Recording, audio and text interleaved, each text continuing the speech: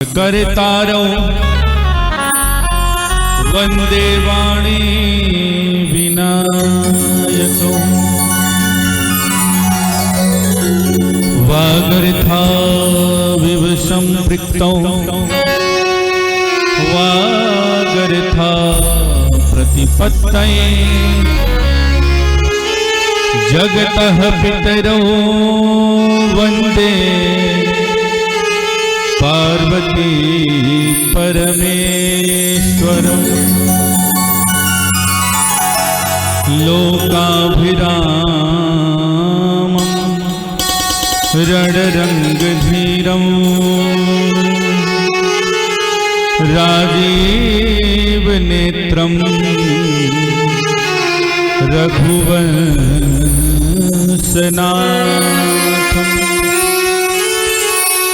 कारुण्यरूपं करुणाकरन्तं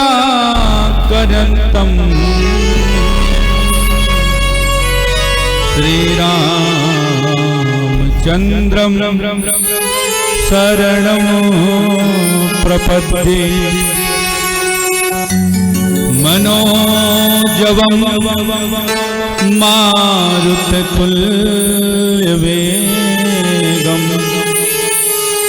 जितेन्द्रियों बुद्धिमतां वरिष्ठं वातात्मजं वानरयोधमुख्यं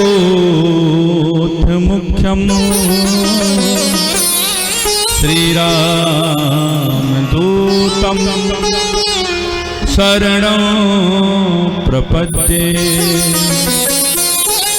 गुरुर्ब्रह्मा गुरुर्विष्णु गुरुर्देवो महेश्वरः गुरुर्साक्षात् परं ब्रह्म तस्मै श्री गुरुवे नमः। आये हनुमान विराजिए कथा कहो मति अनुसार प्रेम सहित आसन धरूं पधारिए पवन पधारिए पवन कुमार। प्रेम से बोलिए श्री रामचंद्र भगवान की जय, हनुमान जी महाराज की जय, प्रयागराज महाराज की जय, गंगा मैया की जय, जगत गुरु जी महाराज की जय। सर्वप्रथम पतित पावनी मां गंगा के पावन तट पर विराजमान सभी साधु संतों को हृदय तल से नमन, क्योंकि ये जो महिमा है प्रयागराज की वो संतों से ही है, इसलिए मेरा सर्वप्रथम वंदन प्रणाम संतों को। और हमारी शक्ति की स्रोत भगवती अन्नपूर्णा, जिसकी कृपा प्रसाद से आज कुछ कहने सुनने बोलने में सक्षम हूं, परम आराध्य भगवान अयोध्या बिहारी श्री रामचंद्र जी महाराज और उनके वाम भाग में विराजित भगवती सीता के चरणों में बारंबार प्रणाम। प्रयागराज महाराज को प्रणाम और यहाँ पावन त्रिवेणी के संगम को प्रणाम, मां गंगा को प्रणाम, यमुना जी को प्रणाम। प्रयागराज के अधिष्ठाता देवता बेड़ी माधव भगवान को बारंबार नमन करते हुए यहाँ सभी जो कल्पवास कर रहे हैं, कल्पवासी भाई बहन माता पिता, सबके चरणों में सादर प्रणाम कोटि कोटि। यहाँ बैठे जो कथा श्रोता के रूप में वृंदावन के दो प्रसिद्ध कथावाचक, आप सबको भी, माताओं को भी सादर नमन। हमारे साथ संगीत पर साथ दे रहे मेरे संगीतकार साथी भाई विवेक तिवारी जी, शिवम जी और अमन जी को भी बहुत बहुत साधुवाद, धन्यवाद। और हमारी पी न्यूज चैनल की लाइव टीम को भी, जिनके माध्यम से यह कथा मानस रसिकों तक पहुंचाने का एक छोटा सा प्रयास किया जाएगा। आइए क्षण भर हम लोग भगवान के नाम का संकीर्तन करेंगे और उसके बाद, क्योंकि मैं इसको कथा का नाम नहीं दे सकता, ये मात्र 2 दिवसीय 3 दिवसीय या हरि की जितनी इच्छा होगी उतने समय उतने दिन हम लोग इस भगवत चर्चा का अवगाहन श्रवण पान करेंगे। जितनी प्रभु की इच्छा होगी उतना गाएंगे, उतना सुनेंगे। आइए हरिचर्चा में हम लोग शामिल होते हैं और आगे प्रभु की जैसी इच्छा होगी मानस जी को आधार बनाकर, क्योंकि माँ गंगा के इस तट पर ही जो आज हमारे पास मानस जैसी धरोहर है कलयुग में, ये इसी माँ गंगा के तट की देन है। आगे हम लोग इस पर विस्तृत चर्चा करेंगे। भगवान सीताराम जी का पावन नाम हम लोग लेते हैं। सीताराम सीताराम सीताराम कहिए, जाहि विधि राखे राम ताहि विधि रहिए। सीताराम सीताराम सीताराम कहिए, जाहि विधि राखे राम ताहि विधि रहिए। राजा राम राजा राम कहिए, जाहि विधि राखे राम ताहि विधि रहिए। राजा राम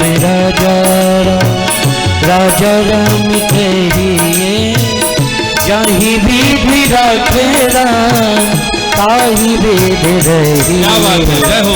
सीताराम सीताराम सीताराम कहिए, जाहि विधि राखे राम ताहि विधि रहिए।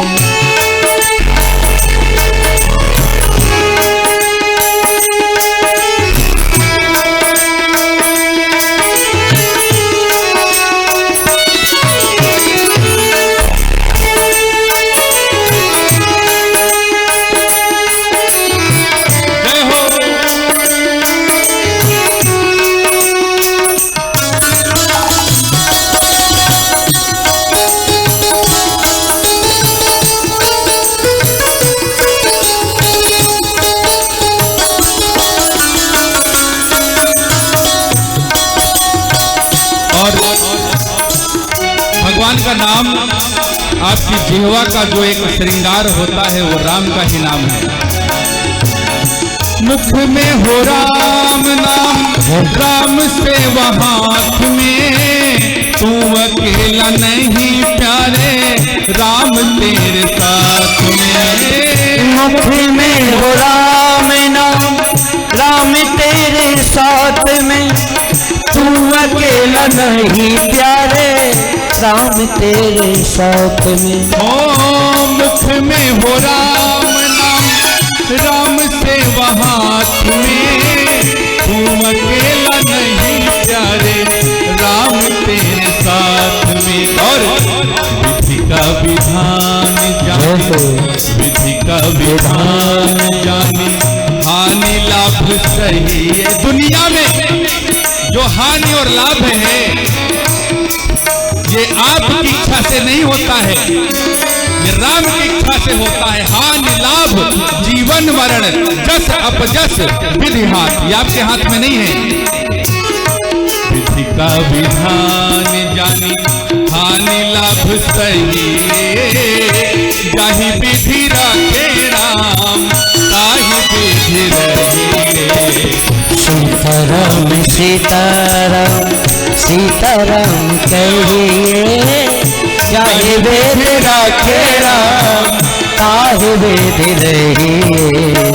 सीताराम सीताराम सीताराम कहिए, जाहि विधि राखे राम ताहि विधि रहिए।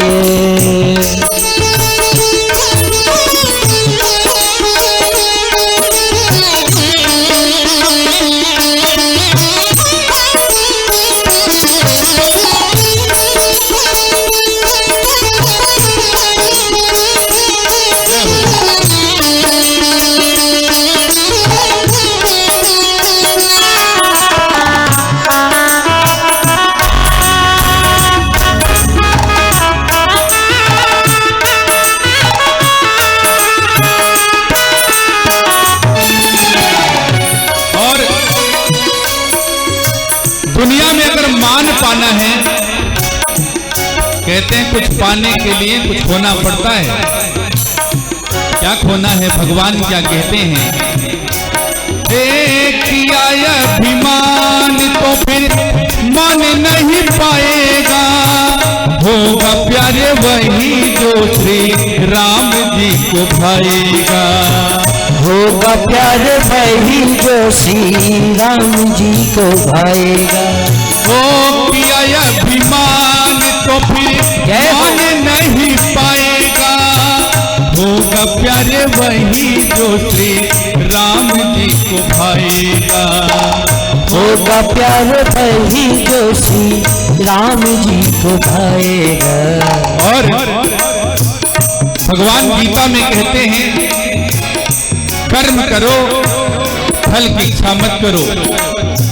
यहां भी कवि कहता है ओ फल या सत्याग शुभ काम करते रहिए, फल या सत्याग शुभ काम करते रहिए। जहीं विधि राखे राम ताहीं विधि रहिए। सीताराम सीताराम सीताराम कहिए, जहीं विधि राखे राम ताहि विधि रहिए। सीताराम सीताराम सीताराम कहिए, जहीं विधि राखे राम ताहि विधि रहिए।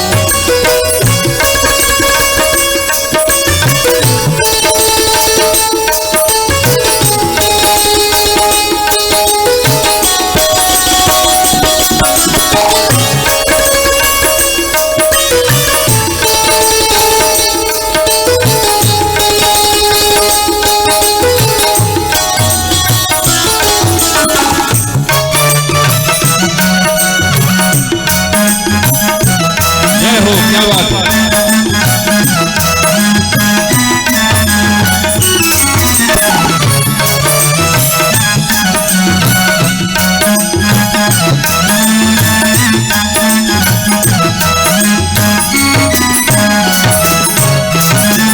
और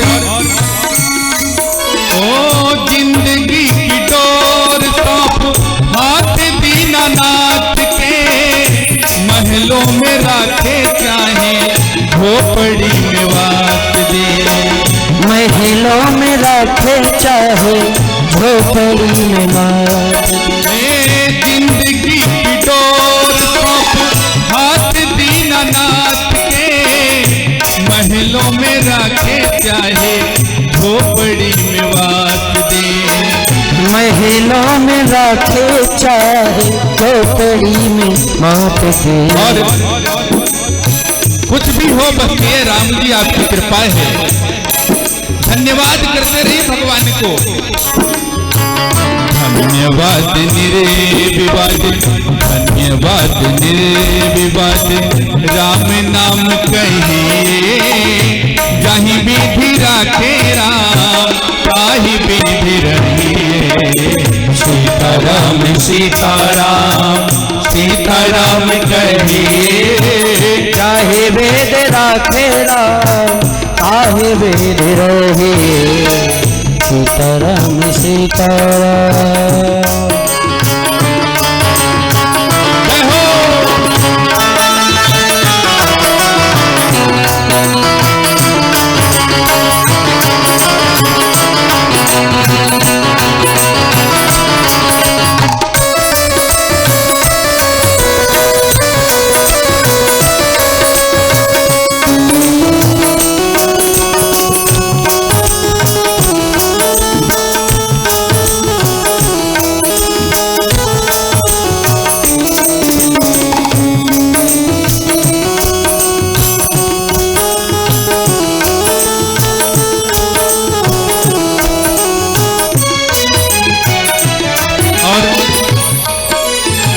दुनिया में किसी से आशा मत करिए, क्योंकि यदि आशा टूट जाएगी तो आपका दिल टूटेगा, मन टूटेगा। और सही बात यही है कि इस जगत में अकेले आए हो मेरे भाई, और अकेले ही जाना है। अगर आशा लगाओ तो केवल वो एक आदमी है, एकमात्र जो दुनिया को सहारा दे सकता है। हम आशा उसी से लगाएं, क्योंकि ये दुनिया, ये भौतिकता ना हमारे साथ आई है, ना हमारे साथ जाएगी। दुनिया में हम अकेले आए थे, अकेले जाएंगे। इसलिए केवल अगर आशा करना है तो क्या करना है? आशा एक राम जी से दूसरी आशा छोड़ दे, नाता एक राम जी से दूसरी नाता तोड़ दे। आशा एक राम जी से दूजा नाता तोड़ दे, नाता एक राम जी से दूजा नाता जोड़ ले।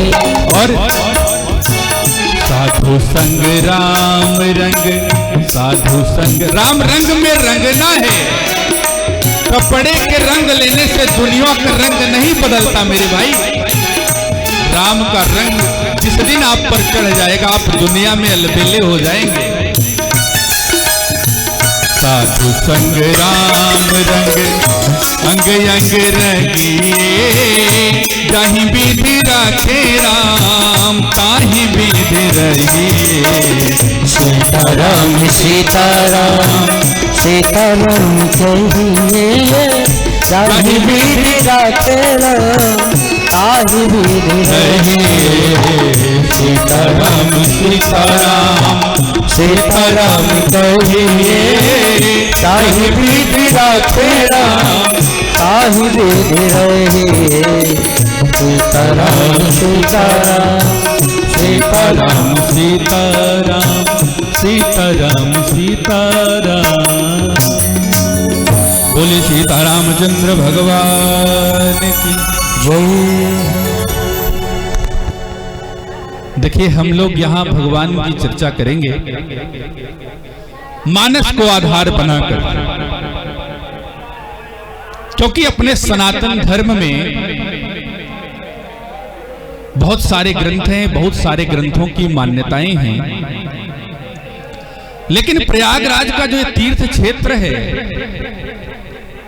इसमें मानस का बहुत महत्व है।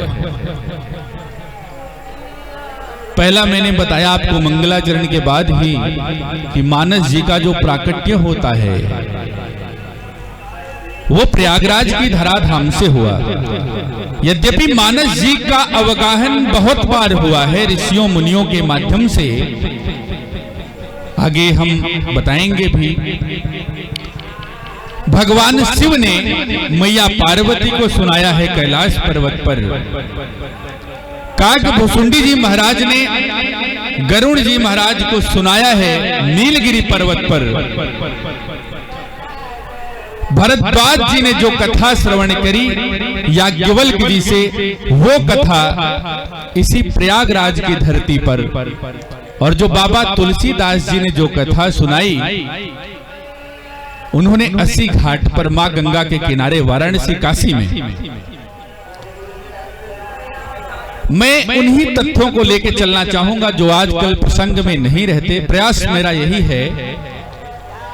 लेकिन मानस में, चूंकि मानस जी भी जो है रामायण शतकोटि अपारा, एक रामायण तो है नहीं, और जो उसके मूल अंश हैं, मूल कथाएं हैं, लगभग सबके दिलो दिमाग में है, सब लोग जानते हैं। लेकिन हम लोग ये प्रयास करेंगे कि मानस जी के उन पहलुओं को छुएं, उन हिस्सों को स्पर्श करें जहां लोग नहीं जाते हैं या समयाभाव से हट जाते हैं। तो मैं ये बता रहा था कि प्रयागराज में मानस जी का क्या महत्व है। भरद्वाज जी महाराज याज्ञवल्क्य जी से जिस कथा को इसी प्रयागराज की पावन धरा पर सुनते हैं, और न केवल यह धरती ही होती है बल्कि यह समय भी होता है जिस समय हम लोग यहाँ पर बैठे हैं।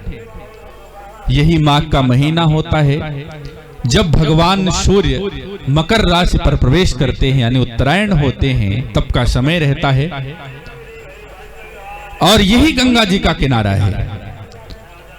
30 दूसरा जो चीज है वो समझने की बात है। हम लोग त्रिवेणी संगम आते हैं, अभी कल हम लोग त्रिवेणी गए थे, चर्चा चल रही थी कि भैया यमुना जी तो इधर किला के बगल से आई है, गंगा जी इधर से आई है, तीसरी नदी जो तीसरी सरस्वती मैया का संगम है वो कहाँ है? भाई 3 नदियों का संगम जो होगा वही तो त्रिवेणी कही जाएंगी। इसके 2 तथ्य हैं। पहला तो आप इस 1 महीने में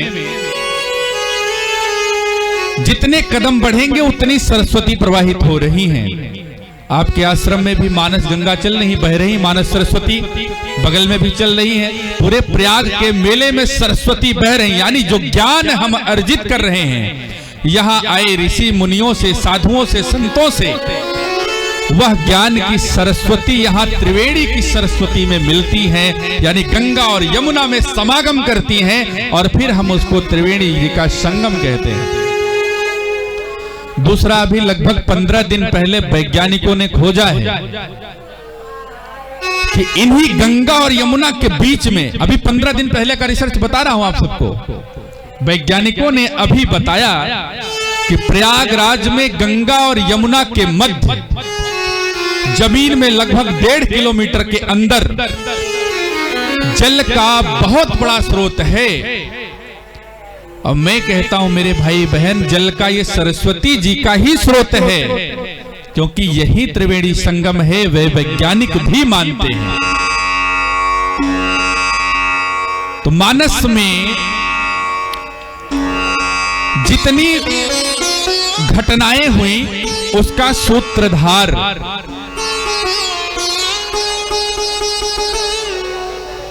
ये माघ मेला का जो क्षेत्र है प्रयागराज, यही रहा है। भगवान राम जी को जब चित्रकूट जाना था, उन्हें पता नहीं था मुझे कहां रहना चाहिए। उन्होंने भरद्वाज जी से पूछा, भरद्वाज जी ने बताया चित्रकूट गिरि करहु निवासु, तह तुम्हार सब भांति सुपासु। यानी राम जी को जो रास्ता दिखाती है वो धरती है प्रयागराज। और इसका महत्व वेदों पुराणों ने तो गा ही नहीं पाया। जब भरत जी जैसा व्यक्तित्व यहां भीख मांगता हुआ कर, मागहूं भीख त्याग निज धर्मो, आरत काहन करई कुकर्मो। तो ये धरती ऐसी है कि यहां भरत जैसा ज्ञानी, भरत जैसा व्यक्तित्व भिक्षा मांगता है। और ये धरती ऐसी जो राम और भरत को रात रुकने के लिए जगह देती है। हम क्या गा पाएंगे साहब, वेद पुराण और अन्य ग्रंथ भी नहीं गा सकते हैं। तो आइए इस प्रयागराज की महिमा का संक्षेप में वर्णन हम लोग श्रवण करते हुए यहाँ वेणी माधव भगवान के चरणों में शीश नवाते हुए, देखिए हम लोग अपना यहाँ पुण्य करने नहीं आते, अपने पाप का विसर्जन करने आते हैं। लोग जब पाप कर लेते हैं तो सोचते हैं कि हमारा पुण्य कम हो गया, या जब गंगा में 2-4 डुबकी मार लेते हैं तो कहते हैं कि मेरा पाप कम हो गया। लेकिन मैं आज आप लोगों को बता रहा हूं, पाप और पुण्य दोनों के खाते अलग हैं। ये खातों के अनुसार जितना बैलेंस होगा आपके खाते में, उसी हिसाब से वहां मापदंड बनता है और उसी हिसाब से आपको योनि निर्धारण होता है, तब फिर आपको अगला जन्म मिलता है। मानिए जीवन में आपने 100 पुण्य किए, प्रयागराज में आपने ऋषि मुनियों की कथा सुनी, गंगा स्नान किया, संध्या वंदन किया, दान किया, गरीबों में अन्न दान किया, तो आपने समझा कि हमारा पुण्य बहुत उदय हो गया। लेकिन पाप का भी जो खाता है ना, ये बिल्कुल अलग चलता है। आप जाएंगे तो आपके पाप की गणना अलग होगी और पुण्य की गणना अलग होगी। आपसे पूछा जाएगा साहब कि पहले पुण्य भोगोगे कि पाप। आपने भागवत जी में कथा सुनी होगी, उसमें ऐसा वर्णन आता है। मैं आगे दृष्टांत छोड़ूंगा क्योंकि समय का बहुत अभाव है। तो ये मान के चलिए कि आपके पाप कम नहीं होते, लेकिन पुण्य का अकाउंट आपका बढ़ जाता है। तो प्रयास करिए, भोगने दोनों हैं आपको। इस जीवन में पाप और पुण्य जितने करेंगे आपको दोनों अलग अलग भुगतने हैं, ये तय है। आप कभी मत सोचो कि मैं पुण्य कर रहा हूं तो मेरे पाप का अकाउंट जो है दब जाए, कभी नहीं दबेगा। प्रयास करो कि पाप बहुत कम हो। और हम लोगों से कुछ पाप ऐसे हैं जो दैनिक होते हैं, जिसके लिए हम लोग संध्या वंदन करते हैं। मान लो आप रसोई में हम लोग भोजन पकाते हैं, आचार्य जी, जो समिधाएं होती हैं, जो लकड़ियां होती हैं, उसमें जीव जंतु चींटियां छिपी होती हैं, वो जलती हैं। देखो, एक जीव की हत्या हो, चाहे वो चींटी हो, चाहे हाथी हो, चाहे इंसान हो, आपके पाप के अकाउंट में एक हत्या दर्ज हो जाएगी। और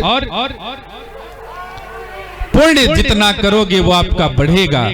तो जो हम लोग दैनिक पाप करते हैं ये तो होने ही होने हैं। इसके लिए हम लोग नित्य संध्या वंदन करते हैं कि हे प्रभु, मेरे जो दैनिक पाप है ना, इनको कम करते रहिए।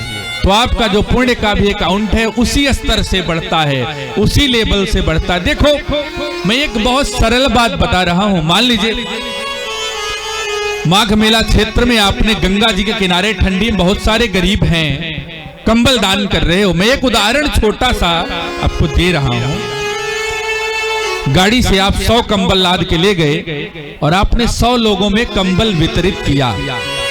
आप और अगर वो कंबल आप न बांटते तो असमय ठंड की वजह से 100 लोगों में 2-4 लोग मर जाते। लेकिन आपके दिए कंबल से उन 2-4 लोगों का जीवन बचा। ये आपके पुण्य के अकाउंट में, भगवान के खाते में दर्ज हो गया, क्योंकि उनको पता है किसको मरना था और आपने बचाया। और उसी गाड़ी से, जिस गाड़ी से आप कंबल लाद के ले गए हैं, रास्ते में एक एक्सीडेंट हो जाए, एक आदमी मर जाए, तो आप सोचोगे 100 कंबल बांटा हूं तो ये पाप खत्म, तो कभी नहीं। जो पुलिस कंबल बांटने में सहयोग कर रही थी, वही पुलिस आपको तुरंत हथकड़ी लगा देगी। ये पाप का अकाउंट है। ये आपको एक हत्या भोगनी है, 5 जीवन आपने बचाया, इसका फल भी मिलेगा आपको। आपसे पूछा जाएगा कि आप पहले पुण्य भोगोगे कि पाप भोगोगे। इसलिए प्रयास करिए कि जीवन में पाप कम से कम हो और पुण्य का काम बहुत ज्यादा हो। हम लोग जो दैनिक पाप करते हैं, इसके लिए तमाम व्यवस्थाएं हैं। संध्या वंदन करें, गायत्री करें, गीता का पाठ करें और अजपा जप जैसी बहुत सारी व्यवस्थाएं हमारे शास्त्रों में वर्णित हैं। आइए मानस जी का मंगलाचरण हम लोग करते हैं और उसके बाद मानस जी पर हम लोग और भी प्रकाश डालेंगे।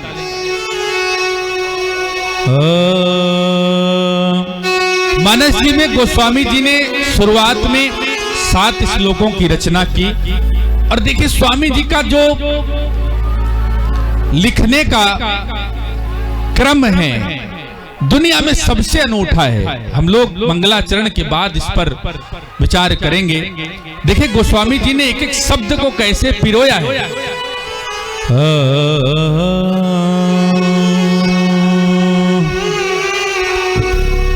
वर्णानामर्थ संघानाम रसानाम छंदसामपि मंगलानाम च कर्तारौ वंदे वाणी विनायको भवानी शंकरो वंदे श्रद्धा विश्वास रूपिणौ याभ्यां विना न पश्यन्ति सिद्धा स्वान्तस्थमीश्वरम् वन्दे बोधमयं नित्यं गुरुं शङ्कररूपिणम्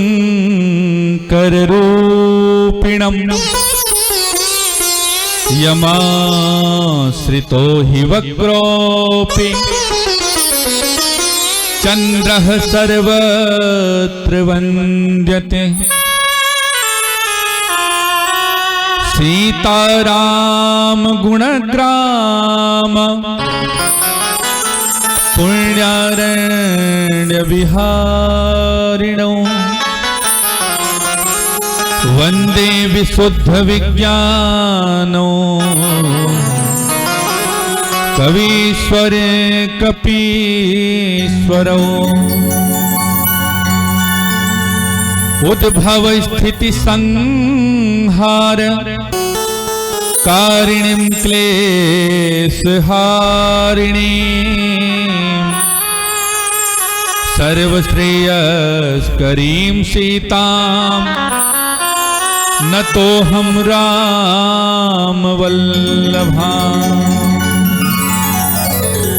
यन्मायावशवर्ति विश्वमखिलं ब्रह्मादिदेवासुरा यत् सत्त्वादमृखैव भाति सकलं रज्जौ यथा हेर्भ्रमः यत् पादप्लवमेकमेव हि भवाम्भोधदेशीर्घावताम् वन्देऽहं तं शेषकारणपरम् रामाख्यमीशं हरिम् नानापुराणनिगमागम सम्मतं यद् रामायणे निगदितं क्वचिदन्यतोऽपि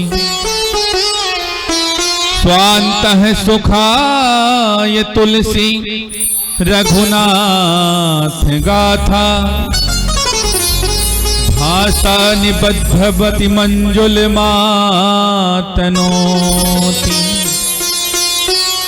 जो सुमिरति सिद्धि होई गणनायक करिवर वदन करऊं अनुग्रह सोई बुद्धि राशि शुभ गुण सदन मूक होई वाचाल पंगु चढ़ई गिरिबर गहन जा सुकृपा सुदयाल द्रवं सकल कलिमल हरन। बोलिए सीतारामचंद्र भगवान की जय। देखिए मानस जी में सबसे पहले गोस्वामी जी ने वाणी और भगवान विनायक की स्तुति की है, वंदना की है। यहां एक संशय प्रकट होता है। भाई सब लोग पूछे गोस्वामी जी से कि बाबा हम लोग कहते हैं कि गणेश जी प्रथम पूज्य हैं। भाई हम लोग जानते हैं गणेश जी की पूजा पहले होती है ना, लेकिन आपने कहा वंदे वाणी विनायको, पहले आपने वाणी की आराधना की, सरस्वती जी को जगह दिया। जबकि हम लोग सब जानते हैं कि प्रथम पूज्यत नाम प्रभाव गणेश जी को, महिमा जासु जान गणराउ, प्रथम पूज्यत नाम प्रभाव। तो बाबा आपने उल्टा क्यों लिखा? पहले गणेश जी को ना करके आपने वाणी की वंदना की। गोस्वामी जी समझाते हैं कि भैया अगर आपके पास यह बुद्धि ना हो कि किसकी पूजा करनी है, तो आप कैसे जानोगे कि गणेश जी की ही पूजा करनी है? पहले तो बुद्धि आवश्यक है ना समझने के लिए। इसलिए बाबा गोस्वामी तुलसीदास जी पहले सरस्वती की वंदना करते हैं कि पहले हम समझें तो किसकी पूजा करनी है। हमारे मन मस्तिष्क में यदि सरस्वती का वास होगा तभी हम आप समझ पाएंगे कि किसकी पूजा पहले करनी है। इसलिए सबसे पहले देखो, बहुत जगह ऐसे आया है जहां गणेश जी को मनाया गया लेकिन काम नहीं हो पाया है। बताएं कब? जब भगवान राम को वनवास जाना था, राज्याभिषेक की तैयारी चल रही थी, गणेश जी से कहा गया कि आप प्रथम पूज्य हैं, आपकी पूजा होगी, भाई मंगल कारक हैं आप हट जाओ, मंगल खत्म हो जाएगा। देवताओं की मीटिंग की बात बता रहे हैं आपको। गणेश जी ने कहा मैं मंगल कारक हूं, मेरी पूजा होगी तो मैं रहूंगा। लेकिन जब देवताओं ने देखा काम नहीं बन रहा है तो उन्होंने सरस्वती जी का सहारा लिया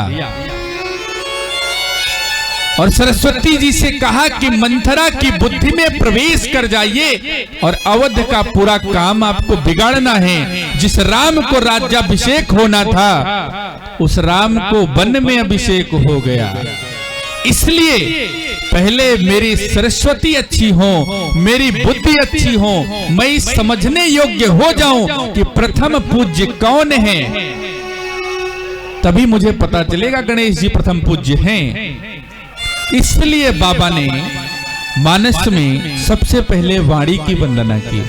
वंदे वाणी विनायकौ। और ये कैसे हैं वाणी और विनायक? इनको दोनों को आप अलग नहीं कर सकते, ये हर जगह हैं। वर्णानामर्थ संघानाम रसानाम छंदसामपि, ये हर जगह हैं। वर्ण में हैं, वर्णों के संघ में हैं, यानी वाक्यों में हैं, अर्थ में हैं। अगर पवन का अर्थ है हवा ना, तो उसमें भी हैं, अलग नहीं कर सकते आप। क्यों? क्योंकि आपके अंदर अगर वाणी नहीं होगी, समझ नहीं होगी, सरस्वती नहीं होगी, भाई पागल के अंदर तो सरस्वती नहीं होती ना, अविवेकी कहा जाता है ना वो।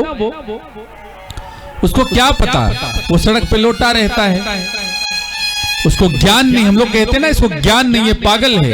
पागल नहीं है, उसके अंदर वाणी और विनायक नहीं है। तो आपके अंदर वाणी की आवश्यकता है। वर्णानाम अर्थ संघानाम, वर्ण में भी हैं, वर्णों के संघ में भी हैं। रसानाम छंदसाम, रसों में हैं, छंदों में हैं। और छंद कब आएंगे? जब मंगल होगा। गाना कब गाओगे आप? अच्छे समय गाते हैं ना हम लोग। तो मंगल जहां होगा वहां सरस्वती जी का निवास होगा, और सरस्वती जी आपकी अगर अच्छी हैं तो वहां मंगल ही मंगल होगा। इसलिए मां सरस्वती से हमेशा के हे मैया सरस्वती जी हमारी, उनसे कहिए कि आप हमेशा हमारे अंदर सकारात्मक रूप से, सगुण रूप से विराजमान रहिए। क्योंकि अगर आपकी सरस्वती अच्छी है मेरे भाई, दुनिया में आपको हर चीज का बोध होगा। भाई बच्चे के अंदर ज्ञान नहीं रहता, सरस्वती नहीं रहती, तभी तो आग को पकड़ लेता है। इसलिए सबसे पहले समझ के लिए भगवान को किसने बताया? आपको गुरु ने बताया ना। आप अपने माता को जाने, क्योंकि आपने पैदा होने के बाद मां के स्तनों का दुग्ध पान किया। लेकिन पिता को मां ने बताया, बाबू ये तेरा पापा है, ये आपके पिता हैं। बताया गया ना आपको। जब आपको सरस्वती दी जाएंगी, सरस्वती का समावेश आपके अंदर होगा, तभी आपको ज्ञान हो सकता है। इसलिए बाबा ने लिखा वंदे वाणी विनायको। इसके बाद बाबा ने दूसरे श्लोक में भगवान शिव और मैया पार्वती की बहुत सुंदर वंदना की है। बाबा लिखते हैं, भवानी शंकरो वंदे श्रद्धा विश्वास रूपिणो। देखो, जीवन में आपके अंदर सरस्वती विवेक आ जाए, सरस्वती जी का समावेश हो जाए, श्रद्धा जरूर लाइए मन में कि हमें प्रयागराज चलना है, कल्पवास करना है। कल्पवास नहीं कर सकते हो, अल्पवास करो भाई। 1 महीने ना रहो, 7 दिन रहो, एक कथा सुनो। यहां कथा का बहुत महत्व है। देखो, मैं आपको एक बात बताता हूं, मैं कोई प्रोफेशनल और रजिस्टर्ड कथा वक्ता नहीं हूं, बहुत साफ साफ कहता हूं। और मैंने अभी कहा भी लोगों से कि मुझे प्रयागराज महाराज को, मां गंगा को कथा सुनाना है, मुझे आवश्यकता नहीं, आप अनाउंसमेंट ना करिए, क्योंकि यहाँ कथा की बहुत महिमा है। और मानस जी ऐसी चीज है ना, इसमें जितना महत्व वक्ता का है उतना ही श्रोता का, यानी जितना मेरा है उतना आपका भी है। और दोनों को बुद्धिमान होना आवश्यक है, दोनों के अंदर सरस्वती हो, समझ होनी चाहिए। कहते ना, वक्ता श्रोता ज्ञान निधि कथा राम कई गूढ़। ये समझ में तब आएंगी साहब जब सरस्वती होंगी। बहुत गूढ़ कथा है मानस की, राम जी की। राम जी बहुत सीधे हैं, कन्हैया बहुत टेढ़े थे, लेकिन कन्हैया की कथाएं बहुत सीधी हैं और राम जी की कथा बहुत टेढ़ी है, बहुत गूढ़ है। ये अंतर है दोनों में।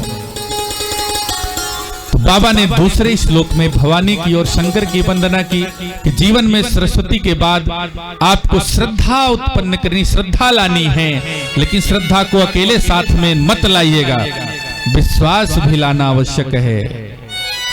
क्योंकि याभ्याम विना न पश्यन्ति सिद्धा स्वांतस्थमीश्वरम। देखो, सरस्वती तो हो जाएंगे, आपको मंच से व्यास जी बता देंगे कि आपके हृदय तल में भगवान विराजमान हैं,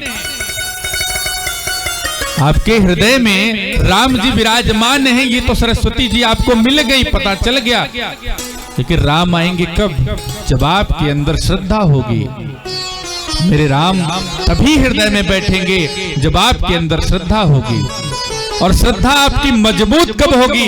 जब आपके अंदर ये विश्वास होगा कि हाँ, मेरे हृदय में मेरे राम बैठे हैं, मेरा कोई बाल बांका नहीं कर सकता। ये विश्वास जिस दिन आपका मजबूत हो जाएगा, श्रद्धा और विश्वास की जो जोड़ी है ये आपको राम से मिला सकती है। इसलिए बाबा ने देखिए प्रयास किया कि मैं इतने बड़े ग्रंथ की रचना कर रहा हूं, अगर मेरी सरस्वती अच्छी नहीं होंगी तो मैं इतना बड़ा ग्रंथ लिख नहीं पाऊंगा। तो पहले हमें सरस्वती की आवश्यकता है, मेरे ग्रंथ को लिखने में कोई बाधा ना हो। इसलिए मुझे गणेश जी की आवश्यकता है जो विघ्न विनाशक हैं। उन्होंने तुरंत वाणी विनायक को, विनायक की वंदना की। इसके बाद ग्रंथ को अच्छा कैसे लिखा जाए, बाबा ने मन में श्रद्धा लाया कि हमको मानस जी की रचना करनी है। ये मन में श्रद्धा हुई गोस्वामी जी के।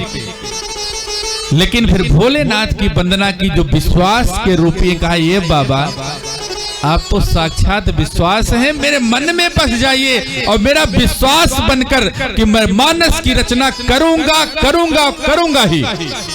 जब भोलेनाथ मैया पार्वती श्रद्धा और विश्वास बनके गोस्वामी जी के साथ लगते हैं, उनके हृदय में बसते हैं, तब जाकर इस मानस की रचना होती है। इसलिए गोस्वामी जी ने दूसरे श्लोक में श्रद्धा और विश्वास रूपी मैया पार्वती और भगवान श्री राम, भगवान भोलेनाथ का ये वंदना किया है। देखिए तीसरे में क्या है, देखिए मैंने अभी आपको बताया 2 श्लोकों में विश्वास आवश्यक है, श्रद्धा आवश्यक है। विघ्न क्यों नहीं आना चाहिए? भाई मैं कोई ग्रंथ लिख रहा हूं और अकस्मात असमय, मान लीजिए मेरी असमय मृत्यु हो जाती है तो मेरा ग्रंथ तो पूरा नहीं होगा। इसलिए देखिए गोस्वामी जी का क्रम, राम जी का ग्रंथ लिख रहे हैं और वंदना सबसे पहले शारदा की करते हैं, विनायक की करते हैं, फिर पार्वती जी की करते हैं और फिर भगवान भोलेनाथ की करते हैं। जबकि चाहते तो उनके आराध्य कौन है? राम जी है। पहले श्लोक में राम की वंदना करिए, हे भगवान आपका मैं ग्रंथ लिखने जा रहा हूं। पर नहीं, गोस्वामी जी जानते हैं डिपार्टमेंट सबका अलग है। वाणी विनायक, उसके बाद पार्वती जी और शंकर जी की वंदना की। तीसरे श्लोक में बाबा ने गुरु की वंदना की है, क्योंकि देखो जब तक गुरु की कृपा पर नहीं होगी, जैसे हम लोग कहते हैं ना गुरुमुख मंत्र दीक्षा क्यों लेते हैं जीवन में, जिस दिन आप मंत्र दीक्षा लेते हैं उस दिन आपका नया जीवन प्रारंभ होता है। आप जो दान पुण्य करते हैं ना, ये उसी दिन से सही रूप में फलीभूत होता है। आपके जीवन में गुरु आवश्यक है। गोस्वामी तुलसीदास जी भी अपना गुरु बनाए। आराध्य उनके भगवान राम हैं, ये अलग बात है। आराध्य आपके भगवान कृष्ण हैं, अलग बात है। कि जीवन में गुरु होना आवश्यक है मेरे साहब। और गुरु कैसा होना चाहिए? बाबा लिखते हैं, वंदे बोधमयम नित्यम गुरुम शंकर रूपिणम। गुरु कैसे होने चाहिए? बाबा शंकर की जैसे। किसी ने पूछा गोस्वामी जी से कि आपने गुरु शंकर जी को कैसे चुन लिया? देखिए, शिव तो जगत के गुरु है ही हैं, लेकिन कारण तो होना चाहिए। आप किसी को गुरु बनाओगे, परम पूज्य जगत गुरु मधुसूदनाचार्य जी महाराज को आप गुरु बनाओगे, कोई कारण तो होगा। आप उनकी विद्वत्ता देखेंगे, आप उनकी धर्म के प्रति जो समर्पण है, भाव है, वो देखेंगे, आप उनका प्रेम देखेंगे, आप उनके आचार विचार देखेंगे, आप सभी मानदंडों पर उनको तौलेंगे, तब गुरु बनाएंगे। गुण होने चाहिए ना गुरु में। गोस्वामी जी कैसा कहते हैं, आपका गुरु कैसा होना चाहिए? यमाश्रितो हि वक्रोपि चंद्रः सर्वत्र वंद्यते। देखो, मानव जीवन में गलतियां हो जाती है ना हम लोगों से, लेकिन अगर गुरु आपका अच्छा है, 100 बार गलती करोगे भैया, तब भी आपका गुरु बार बार संभाल लेगा। आपके जीवन की बागडोर उसके हाथ में रहती है। ये जिस दिन से आपने तिलक लगाया है ना वैष्णव, उस दिन से गुरु की कृपा आप पर बरस जाती है। जैसे जब हम लोग अपने शरीर में कवच धारण करते हैं, कवच क्या करता है? कोई भी प्रहार होता है तो कवच उसको रोक लेता है। ये क्या है? शॉल हमने पहन रखी है, ये कवच है। ठंडी आएगी, सबसे पहले ये रोक लेगा। उसी तरह से जीवन में आपके कोई भी कठिनाई, कोई भी परेशानी, कोई भी समस्या आएगी मेरे भाई, तो जो गुरु रूपी कवच है आपको हर परेशानियों से बचाता रहेगा। लेकिन कैसा गुरु होना चाहिए? गोस्वामी जी बताते हैं, यमाश्रितो हि वक्रोपि चंद्रः सर्वत्र वंद्यते।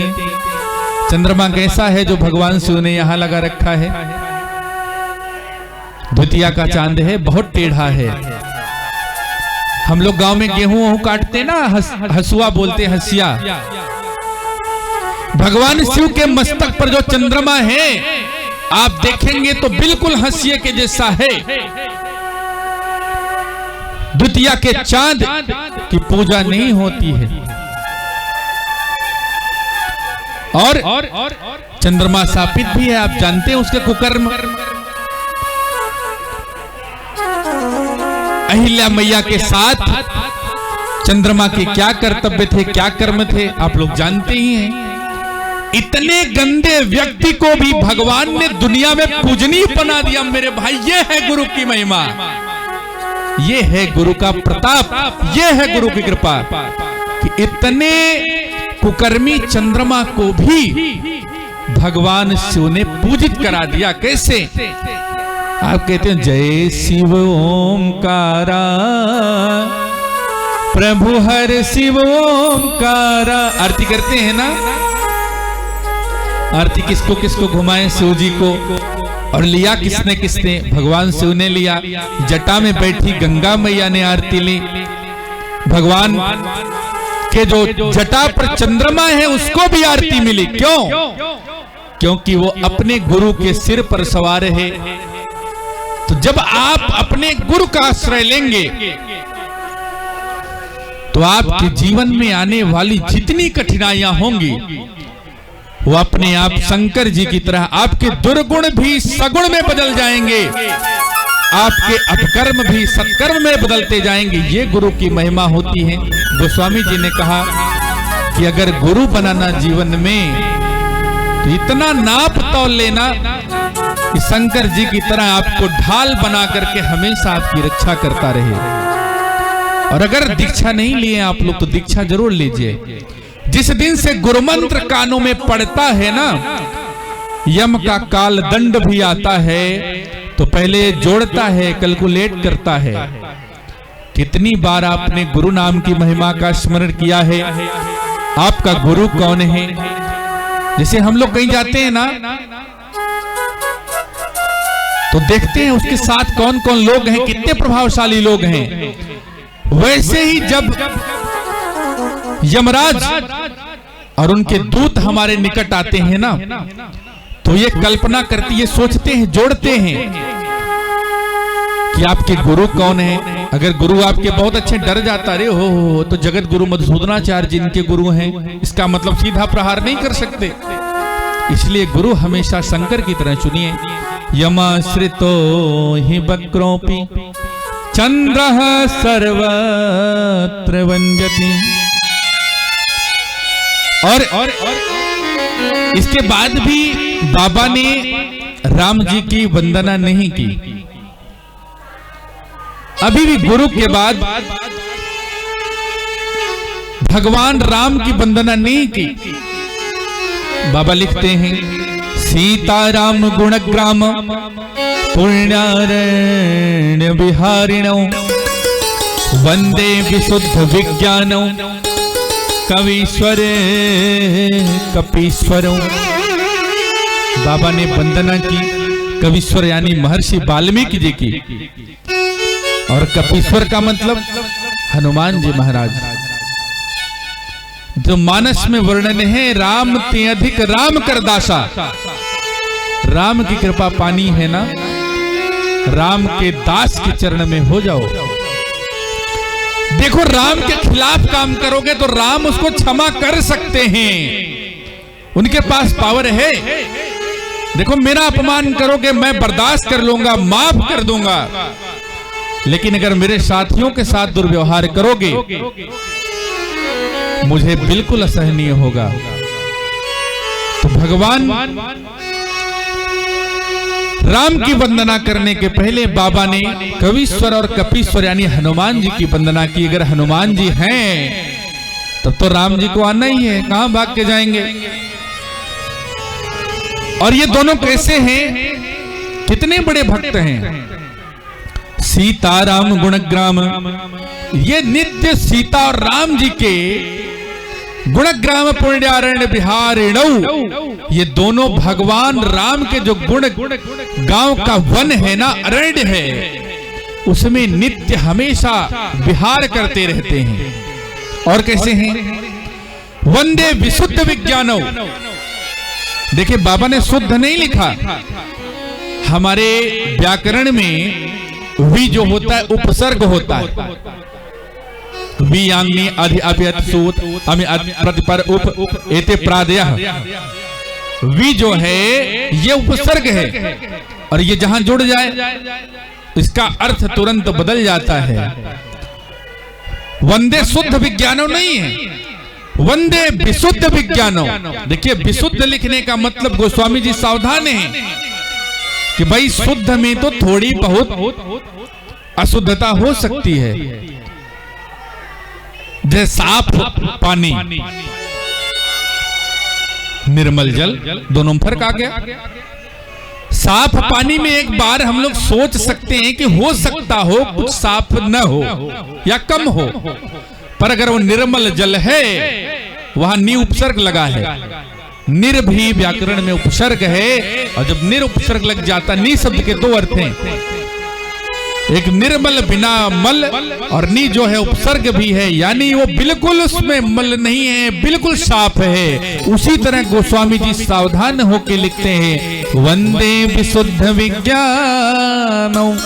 इनके पास विज्ञान नहीं है, ज्ञान नहीं है, विज्ञान है, शुद्ध नहीं है, विशुद्ध है। ये शुद्ध नहीं है, विशुद्ध भी है, ज्ञान नहीं है, विज्ञान भी है, यानी ये बिल्कुल विशुद्ध है और ज्ञानी नहीं है, विज्ञानी है। ज्ञानी क्या करता है? आपको ज्ञान बताता है ना, और विज्ञानी क्या करता है? ज्ञान बताने के पहले खोजता है। वैज्ञानिक क्या करता है? खोज करता है ना, रिसर्चर है ना।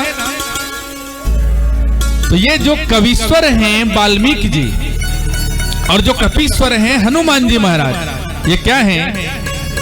विशुद्ध विज्ञानी है, बिल्कुल प्योर है, साइंटिस्ट। ये खोज करते हैं, और जो ज्ञान पढ़ के पाया जाता है उससे ज्यादा अच्छा विज्ञान किसे कहते हैं? खोज करके बताने वाले को। ज्ञानी तो पढ़ के बता देगा, लेकिन विज्ञानी कौन है? जो रिसर्च करके बताए, उसके आत्ममंथन से निकला हुआ जो रस हो, जो ज्ञान हो, वो आपको देगा, वो है विज्ञान। बाबा ने लिखा, वंदे विशुद्ध विज्ञानो, यानी ये विशुद्ध विज्ञानी है। मैं इनके चरणों में बारंबार प्रणाम करता हूं, क्योंकि ज्ञानी की कृपा हो ये तो अच्छा ही है, लेकिन अगर विज्ञानी की कृपा हो तो बहुत बड़ी बात। आज हम अगर मोबाइल का प्रयोग करते हैं, किसकी देन है? वैज्ञानिकों की, विज्ञान की। उन्होंने खोज किया होगा बहुत साल, लेकिन एक ऐसा यंत्र दे दिया कि हम आप 1000 किलोमीटर दूर रहें तो एक दूसरे के फोटो को देख के बात करते हैं। ज्ञानी का काम नहीं है, ये विज्ञानी का काम है। तो बाबा क्या है? वाल्मीकि जी क्या है? कवीश्वर। और कपीश्वर जी हनुमान जी क्या है? विज्ञानी हैं दोनों। तो ऐसे कवीश्वर और कपीश्वर के चरणों में बाबा प्रणाम करते हैं।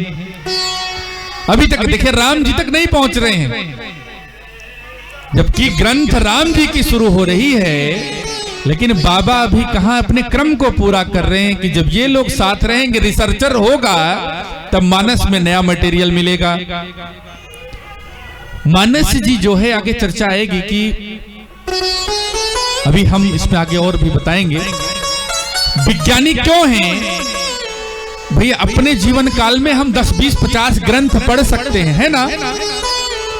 दुनिया के सभी ग्रंथ नहीं पढ़ सकते, लेकिन बाबा देखिए विज्ञानी कैसे बताएंगे, वो आगे है। आगे फिर बाबा मैया सीता जी के चरणों में वंदना करते हैं। मैया उद्भव स्थिति संहार कारिणीं क्लेश हारिणीं सर्वश्रेयस्करीं सीतां न तो हम राम वल्लभाम। देखा, अगर पढ़ाइन बाबा कथा सुने, पाणे बाबा न आवे, पढ़ाई नम्मा के पकड़ लावा बस। जान लियो, अगर पाणे बाबा न आवत होए कथा में, पढ़ाई नम्मा के पकड़ लावा। गोस्वामी जी का मैं क्रम बता रहा हूं आपको। देखिए, मैंने पहले ही कहा मैं कथा नहीं करूंगा, और मुझे ये मान के चलो कथा आती भी नहीं है। मैं मानस के उन भाग, उन अंशों को थोड़ा सा स्पर्श करने का प्रयास करूंगा जो लोग छोड़ देते हैं। बहुत सारी कथाएं मानस में व्यासपीठ से छूट जाती। क्यों? क्योंकि 9 दिन के समय में कथा पूरी नहीं हो सकती। तो हम 3 दिन में कौन होते हैं पूरा करने वाले? तो हम उन्हीं प्रसंग को छुएंगे, उन्हीं बातों को जो गोस्वामी जी ने विज्ञान, जो रिसर्च करके लिखा है। भैया हम तो उतने बुद्धिमान हैं नहीं, लेकिन मेरी मति ने जितना रिसर्च किया होगा मैं उतना आपके सामने रखूंगा। बाबा ने यहां भी राम जी की वंदना नहीं की, बहुत चालाक हैं गोस्वामी जी। कहते हैं कि मैंने कहा ना जब पाणे बाबा ना हो तो पढ़ाई नम्मा को बुला लो। कहते राम जी को भी ना बुलाओ, पहले सीता मैया को बुलाओ, राम जी तो अपने आप आएंगे।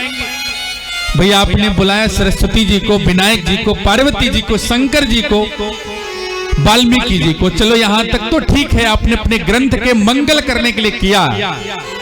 लेकिन अब जब कपीश्वर हनुमान जी विराजमान हो गए जिस पांडाल में, गोस्वामी जी सोचे हो सकता हो इनके आने पर भी भगवान ना आए, तो उन्होंने सीता मैया का आवाहन किया।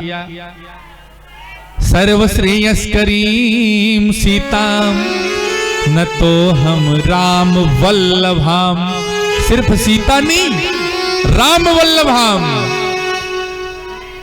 तो कहते हैं उद्भव स्थिति संहार कारणी मैया कैसी हैं, जो सृष्टि के उद्भव की और सृष्टि के स्थिति यानी पालन की और सृष्टि के संहार करने की जो जिम्मेदारी है वो आदि शक्ति की ही है।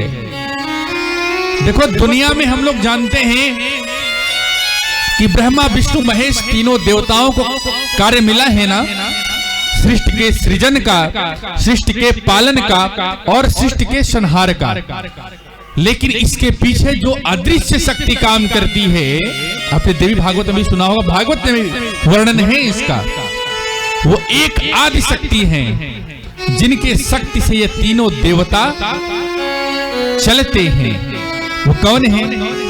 उद्भव स्थिति संहार कारिणीम क्लेशहारिणीम सर्वश्रेयस्करीं सीताम, यानी जो वो जगदम्बा हैं जो इन तीनों को अपने अंडर में रखती हैं, ये तीनों जिनके इशारे पर नाचते हैं उसी सीता ने अवतार लिया है, ऐसा गोस्वामी जी बताना चाहते हैं कि सीताम नहीं है, ये जगत जननी है जो सृष्टि के स्थिति और संहार और सृष्टि को पैदा करने की एकमात्र कारक है। कंपनी का मालिक कौन है? रतन टाटा है, लेकिन टाटा कंपनी एक थोड़ी है, उनके सैकड़ों फैले, उनका वाटर प्लांट है, उनका पेट्रोल है, उनका कंस्ट्रक्शन है, मैनेजर अलग अलग है ना। सृष्टि के ये तीनों कमांड जिनके हाथ में है वो जगदम्बा है, उन्होंने तीनों डिपार्टमेंट तीनों देवताओं को दे रखा है। गोस्वामी जी रहस्य बता रहे हैं कि वही जगन माता जो इन तीनों की मालकिन है वो श्रेयस्करीं सीताम, सीता के रूप में इस मानस जी में इस धरती पर अवतरित हुई हैं। ये आप लोग समझो। और कैसी हैं? सर्वश्रेयस्करीं। देखो मेरे भाई बहन, मानस में जितनी घटनाएं हुई है ना, जिनके नाते मानस जी को जाना जाता है, अगर उसका श्रेय, जैसे अगर पंडाल का श्रेय हम लोग देंगे, किसको देंगे? जगत गुरु मधुसूदनाचार्य जी ने लगाया है, बटुक भैया ने मेहनत करके इस पंडाल को सजाया है, आनंद जी ने मेहनत किया, श्रेय गया ना। तो मानस जी का जो श्रेय जाता है ना वो किसी एक पात्र को नहीं है। अगर कोई एक अकेली धुरी है जहां मानस जी की कहानी, मानस जी की पूरी जो रंगमंच अगर जो है नाटिका अगर नाचती है तो केवल सीता जी हैं। सीता जी ही अवलंब हैं जिनको लेकर के मानस की रचना हुई है। कैसे? अगर सीता जी चाहती राम जी बन ना जाते। आगे हम लोग इस पर विस्तार से चर्चा करेंगे। अगर सीता जी न चाहती तो जितने राक्षसों ने जन्म लिया था किसी एक राक्षस का उद्धार न हो पाता। हो पाता क्या? न रावण मरता, न कुंभकर्ण मरता, न बाली मरता, न जटायु का उद्धार होता। इसका श्रेय किसको जाता है? सिर्फ सीता मैया को। तो गोस्वामी जी लिखते हैं सर्वश्रेयस्करीं सीताम न तो हम राम वल्लभाम। बहुत सावधान है बाबा, 5 श्लोकों की वंदना कर डाली लेकिन राम जी को दूर रखा। सबको बुला लिया ना, मैंने कहा पढ़ाई नम्मा को बुला लो, अब तो राम जी को आना ही है। बाबा समझ गए सबको बुला लिया हूं, राम जी आ जाएंगे। उसके बाद बहुत सुंदर श्लोक में राम जी की वंदना करते हैं। यन माया वसवर्ति विश्वमखिलम ब्रह्मादि देवासुरा यत सत्वाद मृखैव भाति सकलम रज्जौ यथा हेर्भ्रमः। देखिए दुनिया जो है ना, हम कहते हैं कि माया की है। ये माया का मालिक कौन है? सिर्फ भगवान राम हैं, जिनकी माया से सृष्टि चलती है। भाई हम लोग सिनेमा हॉल में जाते हैं, बड़ा पर्दा होता है सामने, लेकिन जो प्रोजेक्टर चलता है उसको चलाने वाला एक है ना, आवाज बढ़ा देगा, घटा देगा, पिक्चर छोटा कर देगा, बड़ा कर देगा, जब चाहेगा इंटरवल आ जाएगा। तो जो प्रोजेक्टर चलाने वाला है इस माया रूपी धरती का, वो कौन है? यन माया वसवर्ति विश्वमखिलम, अखिल विश्व का जो माया है वो भगवान राम से संचालित होती है, वो राम की माया है। और कौन? केवल विश्व ही नहीं, ब्रह्मादि देवासुरा। ये ब्रह्मा विष्णु महेश इंद्र वरुण यम कुबेर जितने देवता है ना, मानस में राम जी की वंदना उन्होंने करी है। सभी देवताओं ने अलग अलग वंदना करी है। उन सब के मालिक राम जी हैं। और जैसे इस माया को हम लोग सचमुच का समझ लेते हैं कि आप सचमुच मेरे माता हैं, सचमुच मेरा भाई है, कुछ नहीं है। ये पिक्चर चल रही है, 3 घंटे बाद खत्म हो जाएगी। हम लोग सिनेमा हॉल में बैठे हैं, जिस दिन आंख बंद हो जाएगी उस दिन प्रोजेक्टर बंद, आपका भाई गायब, आपका पिता गायब, आपकी बहन गायब। असली माता पिता ऊपर हिसाब करेगा। तो हम लोग क्या है, जैसे रस्सी रात में पड़ी हो रास्ते में, अचानक से पैर पड़े और हम डर जाएं, अरे सांप आ गया। मानते हैं ना ऐसा, कभी कभी डर जाए, अरे सांप आ गया, और पता लगा टार्च जलाया आपने, सांप नहीं भैया, ये तो रस्सी है। तो ये जो भ्रम होता है कि अंधेरे में ये रस्सी नहीं सांप है, बस वो अंधेरा हमारे सामने है कि जिस माया को हम लोग ये जगत सचमुच का समझ बैठते हैं, जगत। और ये किसके हाथ में है? भगवान राम के। देखिए यहाँ गोस्वामी जी बहुत सावधान हैं, बताते भगवान गलती ना करना, मैं जानता हूं ये सारी माया आपके हाथ में है। अगर मैं बता दूं भैया इस कैमरे के मालिक भालचंद्र जी हैं, पक्का है कैमरा खराब नहीं करेंगे ना, सही चलाएंगे। अब जानते हैं आर्गन के मालिक तिवारी जी हैं, तो तिवारी जी गड़बड़ नहीं बजाएंगे, मालिक तो पता हो। इसी तरह से गोस्वामी जी राम जी को बताते हैं कि आप माया के मालिक हैं, और प्रभु ऐसा करना कि आपकी जो माया है ना, इससे मैं बचा रहा हूं, क्योंकि आप माया के मालिक हैं। और भगवान कहते हैं कि जो भव सागर है, और ये भव सागर भी आपका है, और तारने का उपाय भी आप ही देते हैं, इसके कारण भी आप हैं। ऐसे भगवान को वंदे हम तम शेष कारण परमो रामाख्यमी सौ हरि। देख गोस्वामी जी सावधान हैं, कहते हैं भवसागर भी आप ही हो, तारने वाले आप हो। यानी जब हमने बता दिया आप इसके मालिक हो, तो आप हमें तार देना, आपकी माया हमें कभी ना सताए। गोस्वामी जी ये बता बता के सबको बांध लेते हैं। बहुत सावधान हैं गोस्वामी जी इस ग्रंथ को लिखने में। और अंतिम श्लोक में उन्होंने मानस जी के बारे में चर्चा करी। देखिए भी मैं बता रहा था, इस श्लोक के माध्यम से गोस्वामी जी बताते हैं कि नाना पुराण निगमागम सम्मतम यद रामायणे निगदितो क्वचिदन्यतो। नाना पुराण, कितने पुराण हैं अपने यहाँ? 18। निगमागम सम्मतम यद, निगम आगम शास्त्र कितने? 6 हैं। उसके बाद पता नहीं कितने उप पुराण, पता नहीं कितने उपनिषद, पता नहीं कितने ग्रंथ अपने है ना। जीवन में सनातन धर्म में इतने ग्रंथ हैं मेरे भाई कि आप पूरा पढ़ नहीं सकते हो।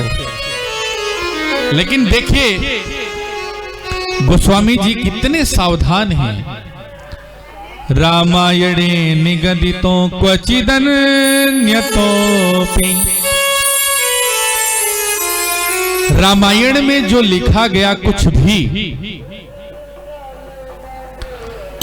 देखिए यहां गोस्वामी जी अपना ग्रंथ लिख रहे हैं, लेकिन बता रहे हैं कि इस ग्रंथ में 18 पुराण सह 6 शास्त्र, चारों वेद, आगम निगम सभी उपनिषदों का सम्मत है।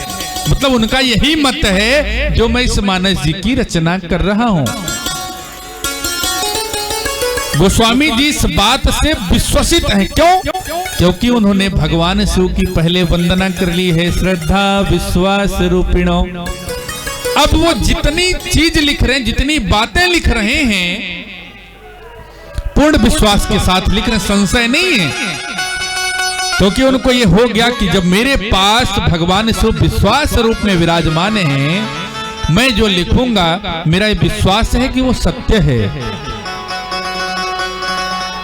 तो उन्होंने इस ग्रंथ के लिए बताया कि नाना पुराण निगमागम सम्मतम यद, जितने पुराण हैं, आगम हैं, निगम हैं, वेद हैं, शास्त्र हैं, सबका मत यही है जो मैं लिख रहा हूं। जो कुछ रामायण में भी लिखा गया उसका भी मत यही है। आगे फिर सावधान है, किसके लिए लिख रहा हूं? उन्होंने इसलिए नहीं लिखा कि हम बैठ के आपको यहां सुनाए प्रयागराज की धरती पर, पता नहीं आपको अच्छा लगे कि बुरा लगे। मैं इसलिए नहीं कथा करने आया इस पांडाल में कि मैं आपको सुनाऊं और जोक और चुटकुले खूब सुनाऊं, आप हंसे। मैं कदापि ये नहीं चाहता। मैं चाहता हूं स्वांतः सुखाय तुलसी रघुनाथ गाथा। बाबा ने इस ग्रंथ को लिखा स्वांतः सुखाय। इस मानस को लिखने के बाद गोस्वामी जी के स्वांत को, अपने अंतर मन को सुख मिला। आज मैं इस कथा को कर रहा हूं किसके लिए? स्वांतः सुखाय, कि मुझे भी लगे कि मैं प्रयागराज की धरती पर बैठ के माँ गंगा को, प्रयागराज महाराज को और यहाँ बैठे जितने ऋषि मुनि हैं सबके चरणों में अपना भी एक पुष्प अर्पित कर दूं।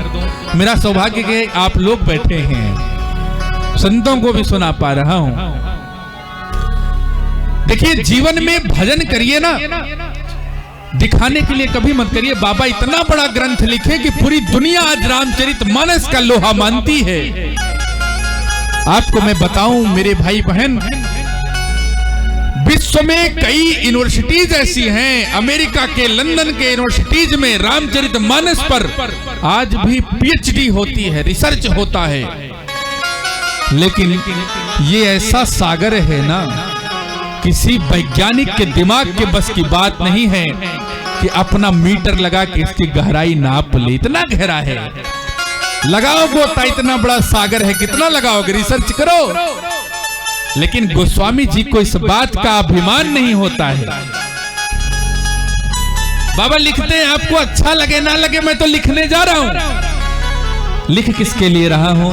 स्वांतः सुखाय तुलसी रघुनाथ गाथा। रघुनाथ जी की गाथा में अपने सुख के लिए लिख रहा हूं। और भाषा निबद्ध मति मंजुल मातनोति। देखिए इसको भाषा निबंध करूंगा मैं, बांधूंगा भाषा में। मति मंजुल मातनोति, जिस तरह से मेरी बुद्धि जहां ले जाएगी, जिस भाषा में ले जाएगी, मैं उस भाषा में इस ग्रंथ का रचना करूंगा। और जिस भाषा से मेरे अंतर मन को सुख मिलेगा। देखो अंग्रेजी आप सुनते होंगे, मजबूरी में ऑफिस में जाके बोलते भी होंगे, पर घर पर आकर जब आप अपनी लौकिक भाषा में, गांव की भाषा में अपनी पत्नी से, बच्चों से बात करते होंगे, जो मिठास, जो सुकून, जो आनंद आपको मिलता होगा मेरे भाई, वो आपको उस अंग्रेजी में कभी नहीं मिलता होगा, है ना? गोस्वामी जी कहते हैं कि मैं ऐसी भाषा में इसकी रचना करना चाहता हूं जो स्वांतः सुखाए हो, अपने अंतःकरण को सुख दे। देखिए अभी इसमें लिखा नाना पुराण निगमागम सम्मतम यद। अब जिस दिन इस ग्रंथ की रचना हुई, गोस्वामी जी ने सबके सामने रखा, भैया हमने ग्रंथ लिखा है रामचरितमानस। अब पुराण पढ़ने वाले लोग लड़ बैठे स्वामी जी से, कहे गोस्वामी जी ये कैसे आपने डाल दिया, नाना पुराण निगमागम सम्मत पुराण पढ़े हो आप क्या? गोस्वामी जी को काशी के विद्वानों ने बहुत फटकारा, आप सब जानते भी होंगे। कहा पत्नी ने भगाया है, आकर के साधु बने हो। चलो मान लिया ठीक है। रत्नावली मैया ने गोस्वामी जी को कहा था ना, जितना प्रेम तुम मुझ में कर रहे हो अगर राम में करोगे, ये जीवन की जो नौका है ना पार हो जाएगी। बस गोस्वामी जी को ये बात मन में लग गई, लेकिन समाज में क्या संदेश गया? अरे उनकी पत्नी ने तो भगा दिया। ये देखो कितने बड़े पत्नी भक्त आधी रात को यमुना पार करके जाते हैं। काशी के विद्वानों ने कहा तुमने कभी शास्त्र पढ़े? 18 पुराण लिख दिए हो, नाना पुराण निगमागम सम्मतम यद। कितने पुराण पढ़े हो? 4 वेद हैं, 6 शास्त्र हैं, 18 पुराण हैं। गोस्वामी जी से कहा कि आपने इतना पढ़ा है, क्या लिख दिए हो ये सब उल्टा पुल्टा? देखो मैं आपको एक बात बताऊं मेरे भैया, जब जीवन में शिव रूपी विश्वास आ जाएगा ना, अब मैया पार्वती रूपी श्रद्धा, जीवन में आप जो काम करोगे विश्वास के साथ, श्रद्धा के साथ, वो काम कभी गलत नहीं हो सकता, ये मेरा दावा है। गोस्वामी जी ने उसी दावे के साथ, उसी विश्वास के साथ इस ग्रंथ की रचना की। देखो ये ग्रंथ उन्होंने कब लिख दिया? पहले ही। अब बाद में किसको पकड़ाया? बनारस के विद्वानों को। लेकिन लिखा क्या? नाना पुराण निगमागम सम्मतम यद। लड़ाई छिड़ गई तो उन्होंने काशी के विद्वानों से कहा कि आप लोग बहुत बड़े पंडित हैं, काशी के उद्भट विद्वान हैं, मुझे कुछ नहीं आता है, पर एक बात कहूं बाबा, एक बार मेरे इस ग्रंथ की परीक्षा ले लीजिए, जैसी आपकी इच्छा हो। और अगर यह ग्रंथ आपके पैमाने पर खरा नहीं उतरेगा तो मैं रामचरितमानस की पोटली बंद कर दूंगा, समाज में नहीं जाएगी। काशी के विद्वानों ने कहा पागलों का लिखा ग्रंथ, और मैं इसको परीक्षा करूंगा, इतना फुर्सत नहीं, हटाओ इसको मेरे पास से। एक वृद्ध महात्मा थे, उन्होंने सबसे कहा भैया ऐसा करो ना, इनकी संतुष्टि हो जाए, ऐसा करते हैं। भालचंद जी सावधान रहिएगा, ऐसा करते हैं इसके ग्रंथ की एक बार परीक्षा ले लेते हैं। ये आप लोग शायद जानते ही होंगे, काशी विश्वनाथ मंदिर में यह हुआ कि मानस जी की परीक्षा ली जाएगी। काशी के सभी बड़े बड़े विद्वान इकट्ठा हुए। भैया आज तो तमाशा देखने को मिलेगा, ये जो पत्नी भक्त बाबा आया है आज इसकी बेइज्जती होनी है। जो लोग कभी बाहर नहीं निकलते थे आज काशी विश्वनाथ मंदिर पहुंच गए। अब वो भारी भरकम भीड़ पूछो नहीं। गोस्वामी जी मन ही मन भगवान से प्रार्थना कर रहे हैं। मैया वाणी से, वंदे वाणी विनायक को पहले लिखा है कि हे मैया सरस्वती, आप अगर मेरे अंदर विद्यमान नहीं थी तो अब हो जाइए, मेरे ग्रंथ में लिखी हुई हर बातों को सत्य करिए। हे विनायक, देख क्रम में बता रहा हूं, बाबा ने क्रम जो लिखा है पूरे मानस जी में वही क्रम घटनाओं में भी लागू होगा। फिर मैया पार्वती से कहा कि मेरी अटूट श्रद्धा इस ग्रंथ में है, आप श्रद्धा की रूपी हैं, सब में श्रद्धा पैदा कर दीजिए इस ग्रंथ के प्रति। और बाबा से कहा विश्वनाथ जी से कि बाबा मैंने आपको पहले लिखा है कि विश्वास रूपिणौ, और अच्छी बात तो ये है कि आपके ही मंदिर में परीक्षा होनी है, आप विश्वास के रूपी है। यानी देखो, जो गुरु हमको ABCD पढ़ाए, अगर हमारा एग्जाम उसी के स्कूल में हो तो नकल करने में मजा आएगा ना। अब मान लीजिए नकल नहीं कर पाए अगर हम, और कम नंबर रहे तो गुरु कॉपी जांचेगा करिए तो धीरज कुमार जी की कॉपी है ना, तो क्या करेगा, 10 नंबर और बढ़ा देगा, ग्रेस मार्क हो गया।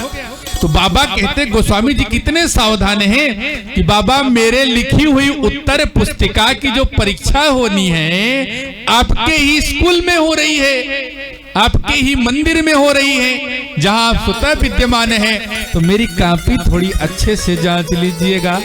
गोस्वामी जी बहुत सावधान हैं। काशी में विश्वनाथ मंदिर में जमघट लगा कि आज इस मानस का हम लोग तौलेंगे। ये कैसे इन्होंने लिख दिया कि नाना पुराण निगमागम सम्मतम यद, वही संस्कृत के एक उद्भट विद्वान वो कैसे इस अवधि के ग्रंथ को मान ले। जिन्होंने संस्कृत पर जीवन भर मेहनत किया हो वो हिंदी में काहे बोलेगा। काशी विश्वनाथ मंदिर में विश्वनाथ जी के ही जो गर्भगृह है उसमें सभी ग्रंथों की प्रति मंगाई गई, चारों वेदों को मंगाया गया, 18 पुराण लाए गए, निगम आगम जो लिखे हैं इसमें सभी उपनिषद मंगाए गए, सब रखा गया। और सब लोगों ने उठा के मानस जी को सबसे नीचे रख दिया, और इसके बाद पुराण रखे, निगम आगम उपनिषद रखे, और उसके बाद वेद रख दिए गए। विश्वनाथ मंदिर के अंदर यह घोषणा की गई कि ये भोले बाबा, ये विश्वनाथ जी, अगर इस ग्रंथ में जरा भी सच्चाई है, अगर पुराण और वेद इत्यादि ग्रंथ इसकी मतलब सम्मत हो, इसके सम्मत हो, इसकी बात मानते हो, इसमें शास्त्र सम्मत बातें लिखी गई हो, ये ग्रंथ सबसे ऊपर हो जाएगा, और नहीं तो जितने नंबर पे होगा उतने नंबर पे जाके रुक जाएगा। विश्वनाथ मंदिर का ताला बंद कर दिया गया रात का गर्भगृह में। सभी लोग दरवानी करने लगे, कहीं ऐसा न करें तुलसी जी सेटिंग बना लें, रात में ताला खुले धीरे से कोई ऊपर रख दे। सब कहे भैया हम यहीं गेट पे बैठेंगे, कोई नहीं हिलेगा यहाँ से। रात भर सब लोग विश्वनाथ मंदिर के गर्भगृह की रखवाली कर रहे हैं कि अंदर कोई जाए ना, मानस जी को ऊपर ना कर दे। देखो, दो चीजें हैं जीवन में, काम दोनों एक कर रहे हैं, दोनों लोग सुबह की प्रतीक्षा कर रहे हैं, गोस्वामी जी भी कर रहे हैं और काशी के विद्वान भी कर रहे हैं। जगह एक है, समय की सार्थकता। माघ मेले में बहुत लोग आए हैं, कुछ लोग अपने बेटे को खिलाते होंगे, पुलू लुलू चल रहा होगा कैंप में, हा? और आप लोग हैं कि ठंडी में बैठ के कथा श्रवण कर रहे हैं, है ना। समय का सदुपयोग। भैया जब पुलू लुलू ही करना है तो अपने घर काहे न रहें, काहे माघ मेले में आके ठंडी का आनंद उठाएं। ये है समय का सदुपयोग, 1 महीने ही तो मिला है।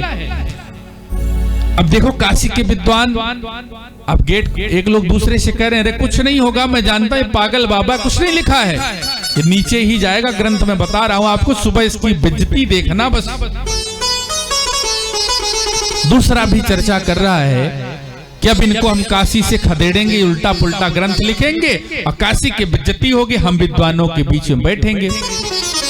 देखिए समय का सदुपयोग कौन कैसे कर रहा है। गोस्वामी जी क्या कर रहे हैं, बाबा से प्रार्थना कर रहे हैं कि हे बाबा, अगर यह ग्रंथ आपकी प्रेरणा से लिखा गया है, मेरे मन से लिखा गया है, आप इसको जिस स्थान पर लाओगे वो स्थान मैं मंजूर करता हूं, कबूल करता हूं, लेकिन ये मान लेना इसमें जिसका गुणगान है उसकी बेइज्जती ना होने पाए। बाबा रात भर भगवान से प्रार्थना करते हैं। जैसे सूर्योदय का समय होता है मंगल आरती का, वैसे विश्वनाथ जी का पट खोला जाता है।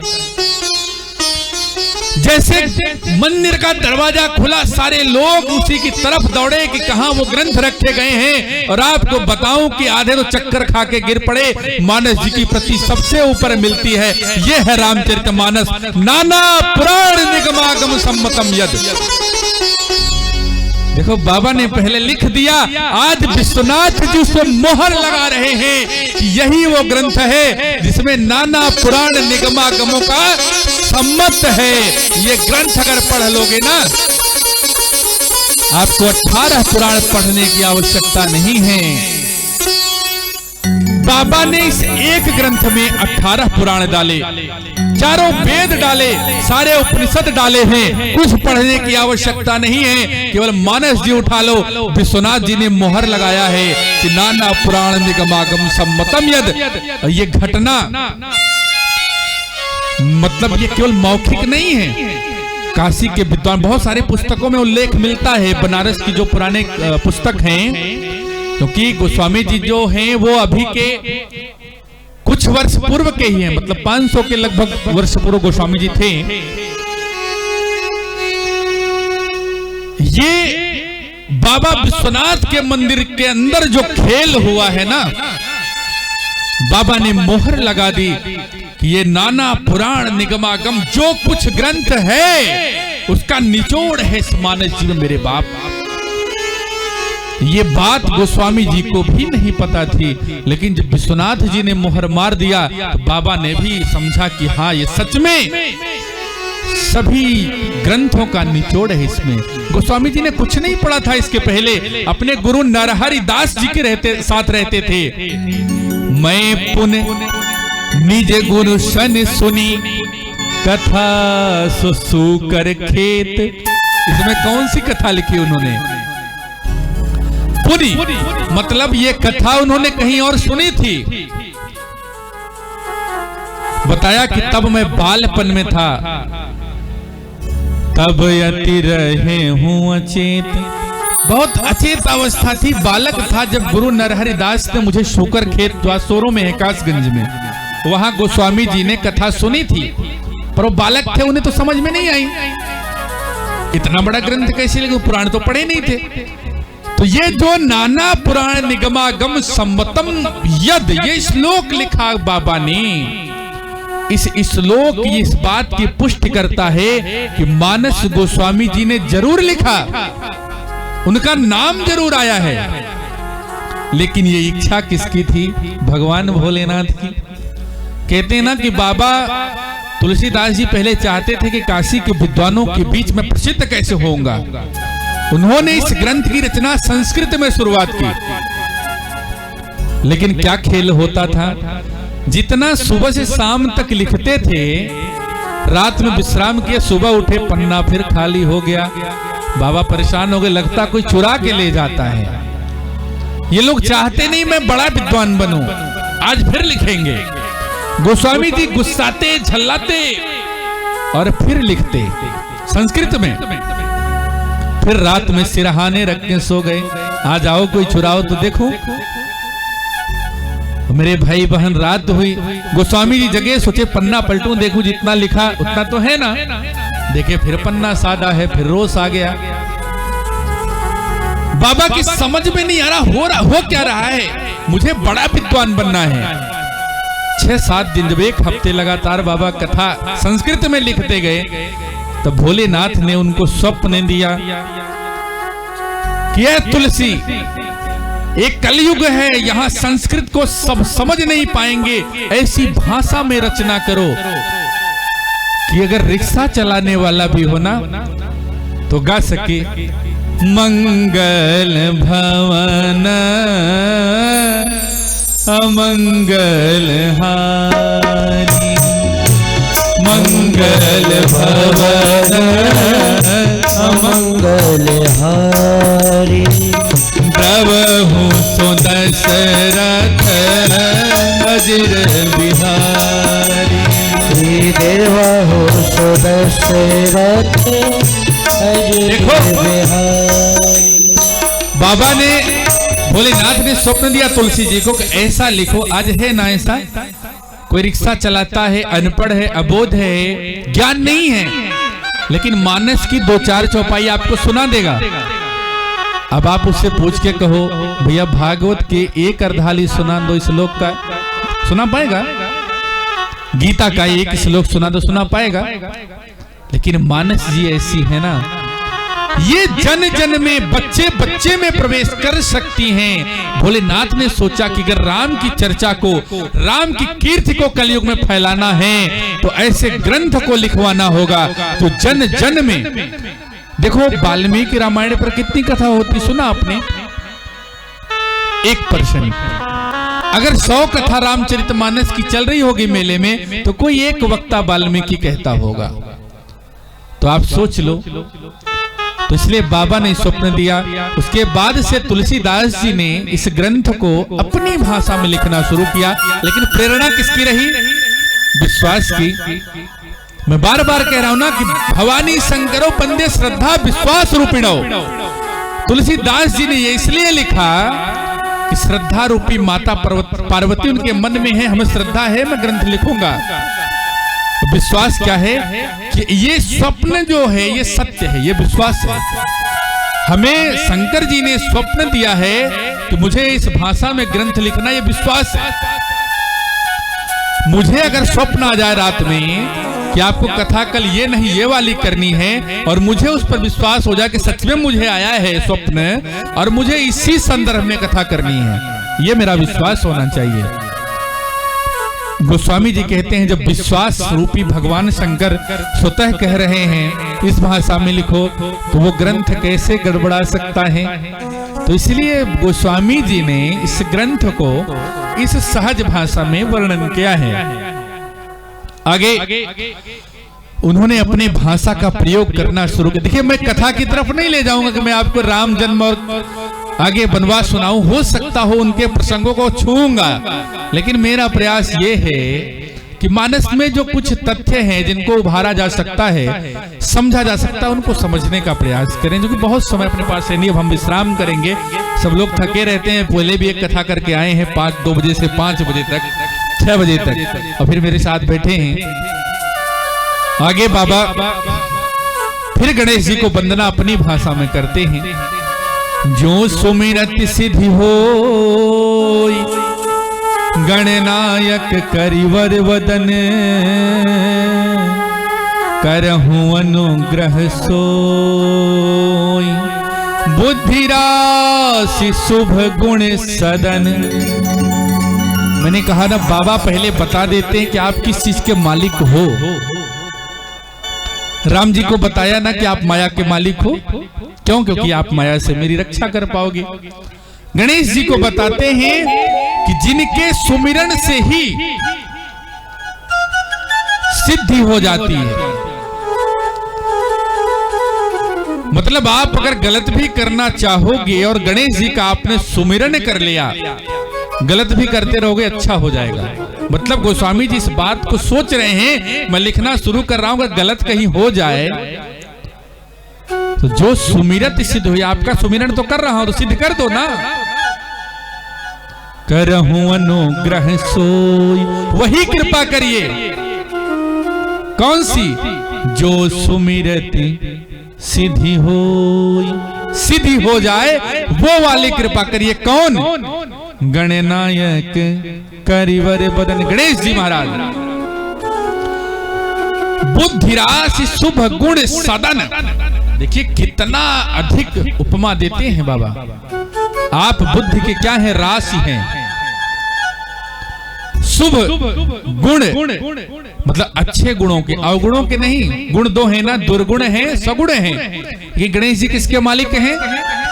जो शुभ वाले गुण होते हैं। मैंने बताया ना कि राम जी को जब वनवास में भेजना था, गणेश जी ने मना कर दिया, भैया मैं शुभ का देवता हूं, मैं अशुभ करने नहीं जाऊंगा, नाम खराब होगा ना। बाबा लिखते हैं शुभ गुण सदन, अच्छे गुणों के जो सदन हैं, घर हैं, जिनके अंदर शुभ गुण ही हैं, ऐसे गणेश जी महाराज करहूं अनुग्रह सोई, वही अनुग्रह करिए जिससे जो सुमिरति सिद्ध हो, जिससे सिद्धि हो जाती है, यानी मेरे भी इस ग्रंथ को सिद्ध कर दीजिए। इसका फल कहाँ मिला? काशी विश्वनाथ मंदिर में मिला। आगे बाबा प्रार्थना करते हैं, मूक होई बाचाल, पंगु चढ़ई गिरिवर गहन, जा सुकृपा सो दयाल, द्रवौ सकल कलिमल दहन, नील सरोरुह श्याम, तरुण अरुण बारिज नयन, करहु सुमम धाम, सदा क्षीर सागर शयन, कुंद इंदु समुदेह, उमारमन करुणायन, जाहि दीन परनेह, करहु कृपा मर्दन मयन। इसके बाद अंतिम सोरठा में बाबा गुरु की वंदना करते हैं। बंदौ गुरुपद कंज, कृपा सिंधु नर रूप हरि, महामोह तम पूंज, जासु बचन रवि कर निकर। देखिए, जो बाबा जिसको अपने हृदय में बसाना चाहते हैं, कहते हैं कि पंग होई बाचाल, मूक होई बाचाल। जो नहीं बोलता है उसको भी कौन बोलवा देता है? भगवान बुलवा देते हैं, जो नहीं बोलना चाहता है। और पंख चढ़ाई गिरिवर गहन। मानस जी में आगे हम आपको बताएंगे कि मूक होई बाचाल क्या है। कौन गूंगा था जो भगवान की कृपा से बोल देता है? पंगु होई मूक होई बाचाल, पंगु चढ़ई गिरिवर गहन, जा सुकृपा सो दयाल। कहते हैं दयाल भगवान कौन? जो नील सरोरुह श्याम। किस तरह से हैं? बिल्कुल नील कमल के समान हैं भगवान। तरुण अरुण बारिज नयन। देखो, तरुण क्या है, अरुण क्या है? जब भगवान सूर्य उदित होते हैं, सूर्य के दिखने के पहले जो लालिमा होती है वो अरुण होती है। भगवान नीले हैं, लेकिन अगर उस नीले में लालिमा होगी ना तो कितना खूबसूरत लगेगा। वो कमल देखते होंगे आप, नील कमल दिखाएं, नीचे उसके अरुण होते हैं। करऊं सो मम उर धाम। कहां रहना है? मेरे अंदर। ये मेरा उर नहीं, हृदय नहीं रह गया, ये धाम हो गया। करऊं सो मम उर धाम। धाम बना लो इसको। सदा क्षीर सागर शयन। क्षीर सागर में शयन करने वाले विष्णु भगवान। अभी देखिए बाबा बहुत सावधान हैं। राम जी की वंदना शुरू में किए, अब विष्णु जी की कर रहे हैं। क्यों? अभी इनको लग रहा है कि मैंने गणेश जी को मना लिया, सब कुछ मंगल मंगल है। लेकिन जब मानस के राक्षस सताएंगे तब गोस्वामी जी कहेंगे कि आप मेरे हृदय में धनुष बाण सहित आ जाइए, क्योंकि अब मुझे अस्त्रों की आवश्यकता है। उसके बाद मैया पार्वती भगवान शिव की वंदना करते हुए गुरु के चरणों में कहते कि बंदौ गुरु पद कंज, कृपा सिंधु नर रूप हरि, महामोह तम पुंज, जासु बचन रवि कर निकर। देखो, मैंने कहा गुरु कैसा होना चाहिए? भगवान शिव जैसा ना। अब बाबा बता रहे हैं कि गुरु शिव जैसा तो होना चाहिए। एक गुण और देखो उसमें, महामोह तम पुंज, जासु बचन रवि कर निकर। गुरु की शरण में जाओ तो अपना ज्ञान न बघारो, गुरु जी को ज्ञानी मानो। उनसे ज्ञान लेने का प्रयास करो और आपके अंदर जो अंधकार बैठा है, ज्ञान बैठा है, उनके ज्ञान रूपी प्रकाश से अपने मन के अंधकार को दूर करने का प्रयास करो। गु शब्द अंधकार स्यात्, रु शब्द तन निरोधकः। क्या है? गुरु का क्या अर्थ होता है? गु का मतलब अंधकार है संस्कृत में, रु क्या है? उसको खत्म करने वाला, तन निरोधकः। जो अंधकार को समाप्त कर दे वही गुरु है। तो गुरु कैसा बनाइए? जो अपने ज्ञान से आपके अज्ञान को समाप्त कर दे, आपके संशय को समाप्त कर दे, आपके जीवन में आने वाली बाधाओं को समाप्त कर दे, ऐसा गुरु बनाइए। आइए हम लोग हरिनाम चर्चा करें और आज का विषय यहीं पर समापन करेंगे, क्योंकि काफी रात हो गई है, आप लोगों को भी प्रसाद पाना होगा। और हम लोग शाम को 2-3 दिन, क्योंकि मेरी यह स्वांतः सुखाय, मेरी अपनी इच्छा है। मैंने जगत गुरु जी से निवेदन किया था कि महाराज श्री मैं 1-2 घंटे, जब तक हम लोग इच्छा रखें या प्रभु की जब तक इच्छा हो तब तक हम लोग कुछ चर्चा करेंगे बैठ के। भाई जाके कमरे के अंदर रजाई में घुस करके मोबाइल चलाने से अच्छा है कि 1-2 घंटे भगवान का नाम ले लेते हैं। महाराज जी ने कहा आप कर सकते हो।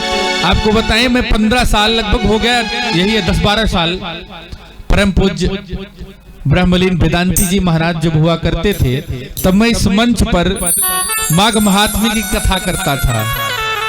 बचपना था मेरा, बहुत कम आयु थी, और वेदांत देशी का आश्रम में मेरी राम कथा होती थी। तब भी मैं स्वांतः सुखाय की भावना से कथा करता था। माघ मेले में जरूर आता था। लाख व्यस्तता हो जीवन में, इस 1 महीने का समय जरूर निकालो। ये आप लोग एहसास कर रहे, महसूस करते होंगे ना कि यहाँ का आनंद क्या है। जब मैं बच्चा होकर समझ सकता हूँ तो आप लोग तो पिता हैं, बहुत अनुभव है आपके पास। महाराज जी से मैंने निवेदन किया, उन्होंने कहा जरूर आपका मंच है, आप करिए। मैंने कहा माँ गंगा को सुनाएंगे, प्रयागराज महाराज को सुनाएंगे, हनुमान जी महाराज को सुनाएंगे, और मेरी परम आराध्या मां अन्नपूर्णा है, वो भी कथा सुन लेंगी। लेकिन मेरा सौभाग्य है आप सब लोग मेरे सामने हैं। आइए हरिनाम चर्चा करते हैं और उसके बाद हम लोग आज की कथा को विश्राम करेंगे।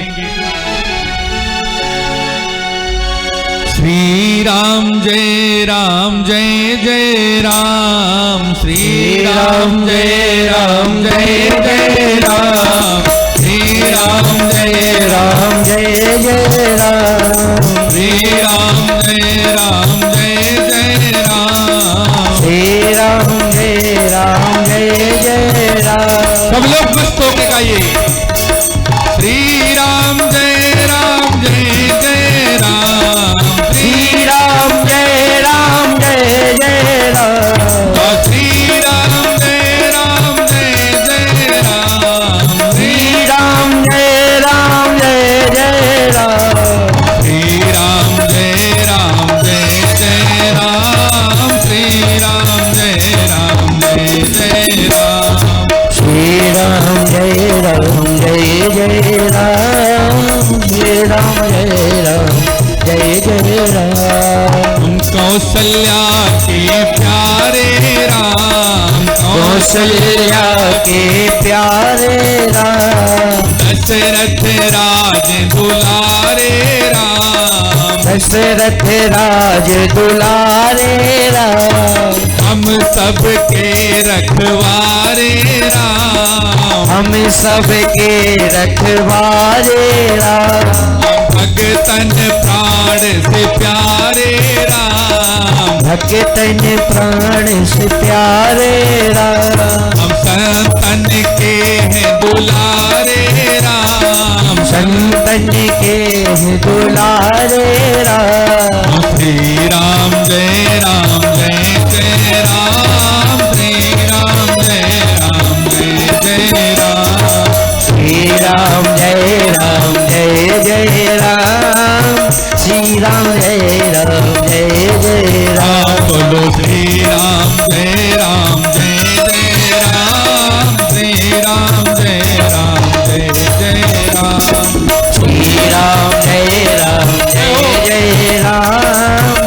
राम जय राम जय जय राम श्री राम जय राम जय जय राम श्री राम जय राम जय जय राम श्री राम जय राम जय जय राम श्री राम जय राम जय जय राम बोलिए श्यावर रामचंद्र की गंगा मैया की त्रिवेणी मैया की प्रयागराज महाराज की बेड़ी माधव भगवान की अक्षय वट भगवान की बड़े हनुमान जी महाराज की जगत गुरु जी महाराज की परम पूज्य ब्रह्मलीन श्री वेदांती जी महाराज की यहाँ पर आए सभी ऋषि मुनियों की यहाँ पर आए सभी कल्पवासियों की नमः पार्वती पतये हर हर महादेव।